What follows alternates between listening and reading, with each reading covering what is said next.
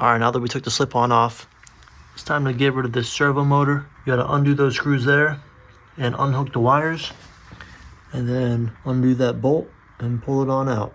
Now the instructions say to take off the footrest. I'm just gonna try to finesse it, and if I have to take it off, then so be it. Oh man, that's on there. All right, yeah, I'm gonna have to take the pegs off. So I bought some extra long Torx bits, and that's gonna make it easier to get these pegs out. I actually got it for taking off the radiator bracket, but it's gonna be helpful here as well because my wrench doesn't want to fit. And those are a T40 as well.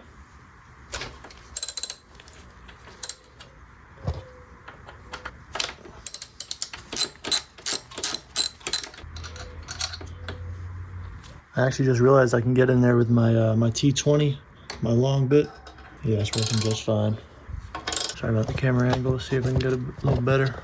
Honestly, I don't think I needed to take it off, but it just makes it a little bit easier. I was having a hard time getting it broken loose.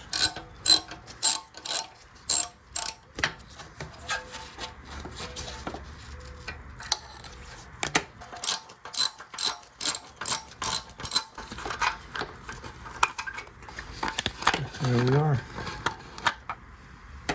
Next, we're going to loosen up those bolts right there so we can pop the wire out of the servo. Those are feeling like a 10 mil.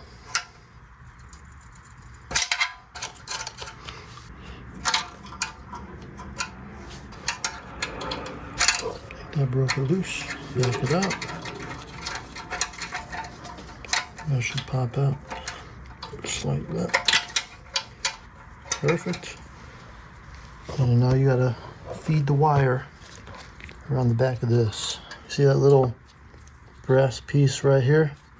You just pull the wire and then slide it out of that groove right there. And now this side. There we go. Nice and easy. Next, we're gonna detach the servo motor right there, and we gotta feed those wires up through there. There's a little harness right here that you're probably gonna have to take off.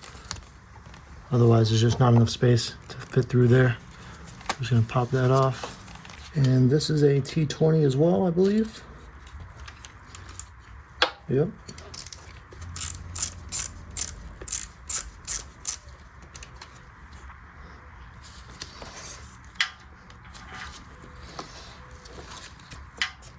And I'm gonna try to pull it through a little bit just so I can get better access to that connector because it's really tight in there. It's hard to get my hand fully in. All right, that's a little bit better. You see how much that's come forward now? So yeah, guys, I just kept feeding the wires through. Connector is nice and exposed right there. There's a little tab right there, not this thing. There's a little one underneath it, and you're gonna have to pop that up and then pull the back part out at the same time. So it's probably gonna be easier with like a small flathead screwdriver or something. I don't think I can get my nail under there. So something this size should be perfect. Just gonna kind of jam that under here, and then should pull out. That's what she said. Okay, so I got it popped. Now I just need to pull it out. Just like that. Feed the rest of the wires through.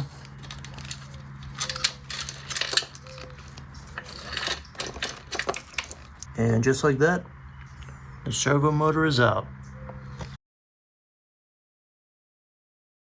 Alright, so next we're going to modify the servo motor with the kit that came with the Akrapovic exhaust. Should have 2 washers, 3 screws, a locking mechanism, and then the other side of the locking mechanism.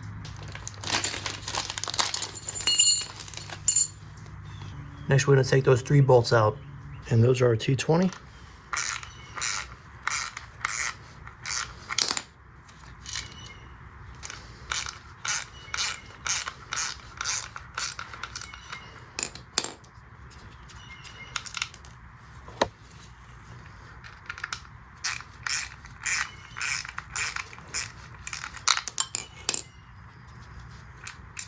Now we open this up.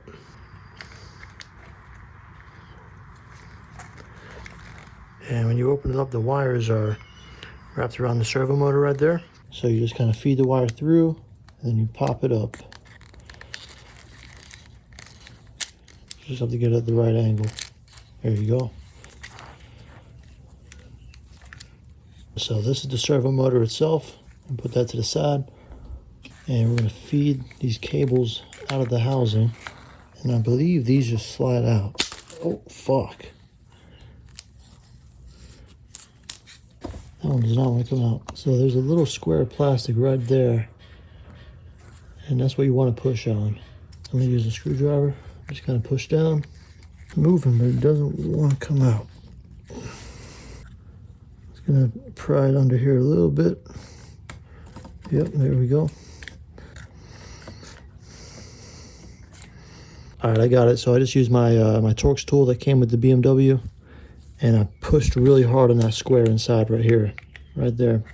So we can get rid of those cables. We don't need those anymore. I mean, hold on to them if you're keeping your exhaust, you know, just in case. So next we're gonna modify the servo motor. Basically, this just makes it so you don't have to get a Servo Buddy. It makes the ECU think that the servo motor is doing something when it's not. But I mean, if you'd rather use a Servo Buddy, that's completely fine too. You gotta be real careful here. Make sure you don't break anything. Just take this bolt out right here. I'm just holding it still just so I don't burn anything out. I don't know if it will or it won't, but just in case. There we are. And you're going to take this piece off. I'm going to take the servo motor, put this piece on in this manner.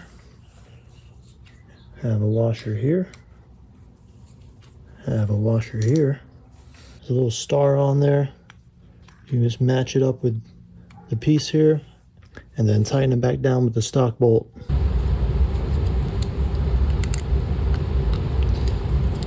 Now it says to torque it down to 3.6 foot-pounds, but my torque wrench doesn't go that low, so I'm just going to hand tighten it.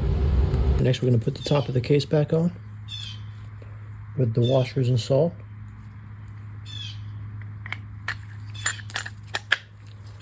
Now put the supplied bolts with the kit in. And again, I want you to torque these to 3.6 foot-pounds. And again, I'm just going to hand tighten that shit.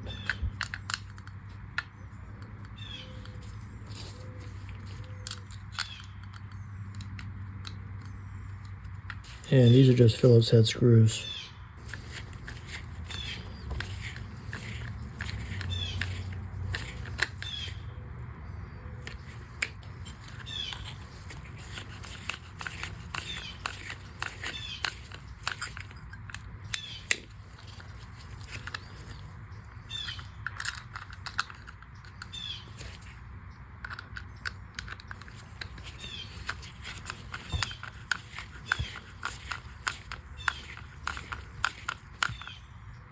Servo Buddy completed.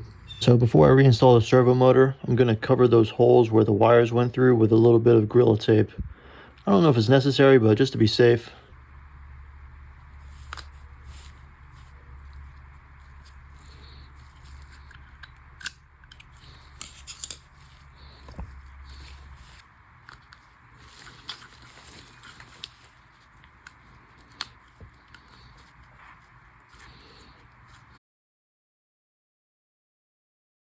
Alright, so next we're going to plug the connector for the servo motor back in and then reinstall it.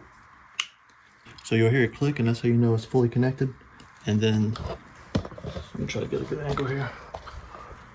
So those little prongs go into those two holes right there.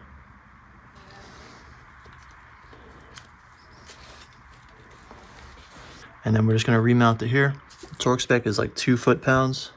So I'm just going to hand tighten it. Sorry guys, it's hard to get a good camera angle. You just want it good and snug. Don't go crazy with it. Right about there. Alright, so we're all done messing with the servo motor, so I'm going to put the footrest bolts back in.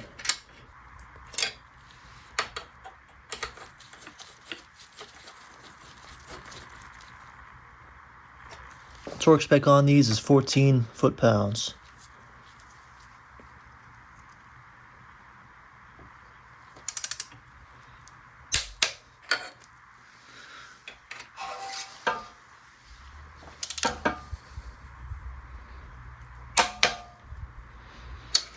Definitely get you guys some long torque bits.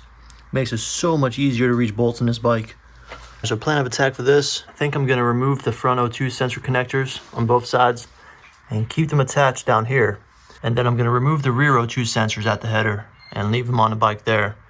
Then I'm thinking I'm going to remove it off the bracket back here, and then undo all those front bolts, and then pop this bad boy off. Perfect.